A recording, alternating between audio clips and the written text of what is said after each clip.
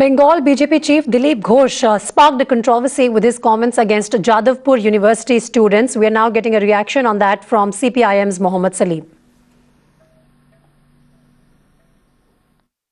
जादवपुर विश्वविद्यालय जहां महिला पुरुष का वो विरोध या विभेद किया नहीं जाता है, वहां एबीवीपी के जैसे लोग अंदर घुसपैठ नहीं कर पा रहे हैं, वो बाहर से गुंडागर्दी करने के लिए जब कोशिश कर रहे हैं, वहां जब छात्र छात्राएं शिक्षक सभी लोग उसके विरोध प्रकट किए, वहां पे ये महिलाओं के ऊपर उनका हमला और उसके साथ आज जो जिस तरह से उनकी दिलीप घोष की जुबान में संघ परिवार की जो बयान आ रही है या भाजपा की, मैं उसका मजम्मत करता हूं और मैं समझता हूं कि पूरे देश के जो भी छात्राओं को देखना चाहते हैं शिक्षा के आंगन में और समाज राजनीति और संघर्ष के मैदान में उनका हिस्सेदारी को सही ठहराते हैं, वो सबको इसका विरोध करना चाहिए कि ये जो दखियानूची सोच है वो हमारे देश को संघ परिवार किस तरह से सदियों पीछे ढकेलना चाहते हैं, आज का इस मामले से उभर कर आता है। और साथ साथ जादवपुर विश्वविद्यालय के वो विद्यार्थी के अंदर घुसपैठ करना चाह रहे हैं संघ परिवार। अब तो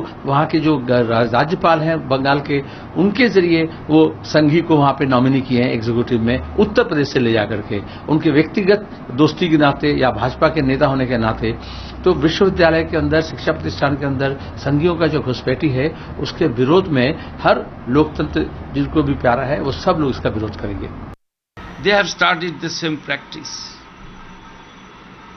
I believe that the Narendra Modi ji, the Prime Minister of the country, will take care of that thing. I strongly condemn this type of filthy words what he has used against the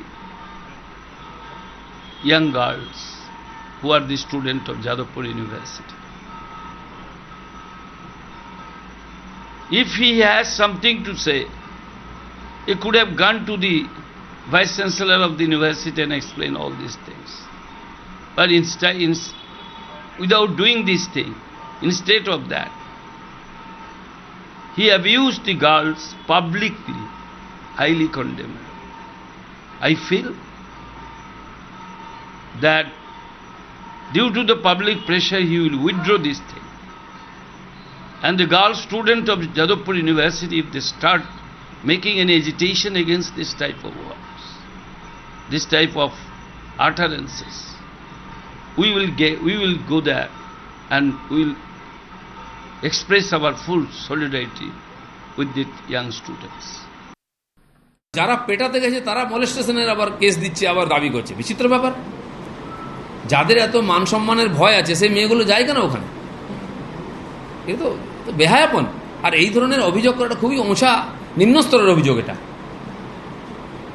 সেই মেয়েগুলি মোটেই সমর্থনযোগ্য নয়, যারা নিজে ইচ্ছা করে কারো গায়ে পড়ছে, অন্যকে দোষ দিচ্ছে গিয়ে।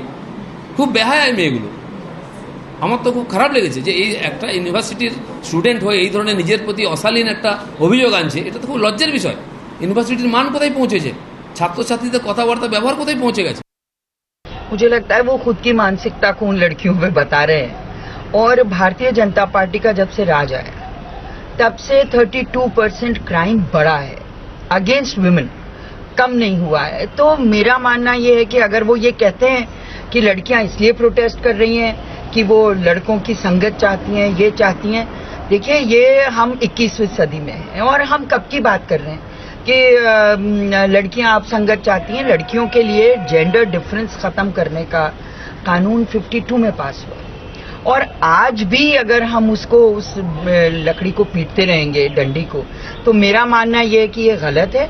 और बीजेपी प्रेसिडेंट जो हैं वेस्ट बंगाल के, उनका ये कहना उनकी मानसिकता को बहुत अच्छी तरह से दर्शा रहा है। उनको चाहिए कि वो अपने शीर्ष नेतृत्व को बोलें कि वो महिला का सुरक्षा का पूरा हिंदुस्तान में ध्यान रखे। आज महिला सुरक्षा की ये हालत हो गई है कि महिलाएं घरों से निकलने में डरने लगी हैं।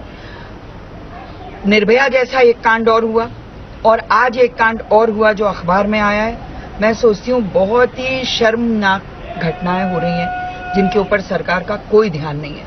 तो मेरा मानना ये कि उनको कम से कम ये सोच समझ के बोलना चाहिए कि लड़कियां इसलिए कोई जिहाद में शामिल होती हैं कि वो लड़कों के